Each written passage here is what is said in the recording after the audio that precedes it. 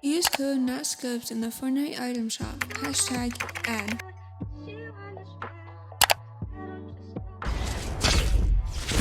Yo guys, what is good? It's Scopez here, back with a new video. This is kind of a different video than usual, it feels like. This is actually a Photoshop tutorial on how to make a very professional Fortnite thumbnail. And this is the exact way I make all of my thumbnails, so if you want an idea before you get into it on what the thumbnails will look like, you can just look at mine. And now, I do want to mention, you do need Photoshop and you'll need Discord. And the reason you'll need Discord is because you have to download these 2 packs that I use, and the Discord server will be pinned in the comments so you guys can join, and it'll be located in a little group on Discord called Links. So yeah, once you get all that done, what you're gonna want to start off is go to File and then go to Open, and then go to wherever that was downloaded at, and you're gonna want to open the one that says Render Pack first. So just hit Open, and then it'll show up like this. You'll just hit the minimize or the eyeball on the cover. And then before you get rid of this screen, shout out to Hippo Edits for making this whole pack. This is what I've been using for so long. So it's an awesome pack. I love it a lot. I love how it makes my thumbnails turn out. His YouTube channel is Hippo Edits. Feel free if you want to go check it out to go check him out. So from there you can just hit this little eyeball thing on the back or the logo. I usually just keep this background up when I go through my renders. Now there's 2 sections here. There is new and others. The new is not new. These aren't very new. Like we got this. This was like chapter 2, season 6. I always go to others because it's like the main sweaty skins. Besides that one. And then once you just scroll through here, there's over 300. Just find one that you like. And then once you find one that you like, you'll just hit Control C, then you'll hit File, and then you'll press New, and then it should say Clipboard, and you'll just hit Create, which I already did because I tried to record this once and it failed somehow. So then once you do that, it'll open something like this. You'll just hit Control V, and then it'll show your skin in here. It's the first step of how I make my thumbnails, exactly how I make my thumbnails.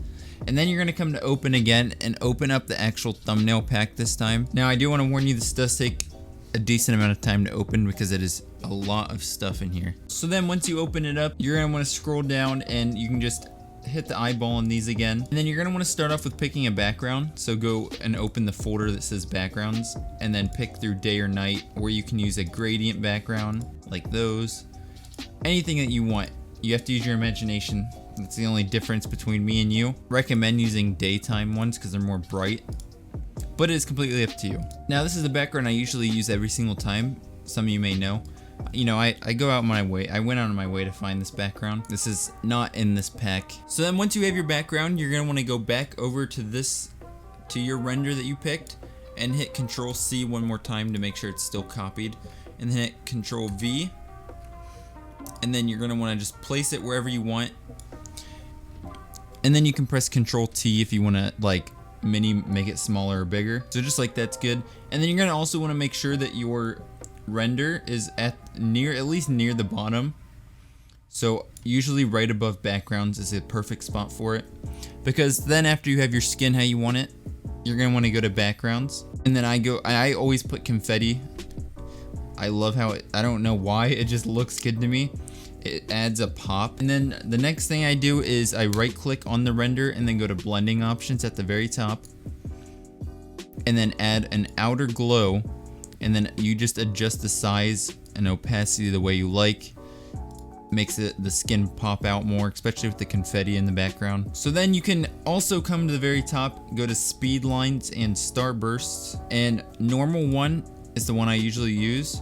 But you can go through these. These are not bad to add to a thumbnail as well. I do sometimes, but not for this one. And you can also add color correction, which I'll explain. It's just like a filter. And to get rid of this screen that pops up, you just uncheck test images. And then you can just kind of go through them. I do this sometimes if I don't like how it looks, like if something's too bright. So like this one, CC6 is good. Now I'm not going to show everything in this. You'll have to kind of do some exploring, but there's a whole bunch. And then from there, I'll go to layer styles and then press the little empty square. And then it'll show up with all of this stuff. Don't get scared. You just got to open the folder where layer styles is. And I usually use gold the yellow orange color, but you can use any color that you want. So once you figure out what color you want, just uncheck all of the colors that you don't want. So like I want yellow orange, I keep that one highlighted. So then you're gonna go into that folder. It's not confusing. It might sound confusing, but it's very simple. You just gotta follow along. And then you gotta pick the specific number that you want for your lettering. So one of my favorites are 6, 4, and 2. I'm gonna use 6 for this one. That's the one I've been using a lot lately. And then you'll just go to the text here. And you are gonna wanna make sure you do have the correct font downloaded. And the font that he uses is called Burbank Big Regular. So you can just go to dafont.com and you can get it off of there. That's what I did. This is a really good font too. So then you're gonna just wanna type whatever the video is about. So how, and I always do it in all caps, how to make. So for this video, something just like that is what I would usually say. It's kind of weird because I feel like I have to do something that I don't usually do for this. Since it's literally over the thumbnail, it's gotta be the most important part of the whole entire video. So these red tags, you've probably seen them before. They are super good too. It's all of these kind of things. So yeah, just something like this is what I would usually do.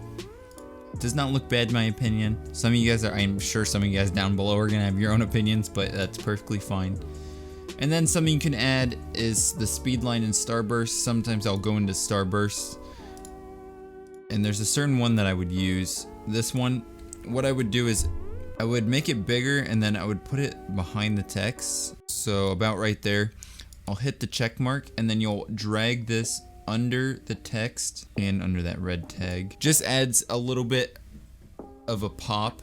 I'm sure you can tell, you know, it adds a little pop. But yeah, as you can see, you can obviously do way better or way worse. It all depends on creativity. I could not say that for some reason, but it all depends on that. You just got to be creative in your own ways. You don't have to copy me completely, because this pack has a lot of different options that you can do for yourself. But let me know down below what you would like to see next, and hopefully this did help you out, and I will see you all in the next one. Peace out. I'm a rock star, got money in my jeans, sippin' walk hard. She praying for my fall, so I flex hard. She praying for my fall, so I flex hard.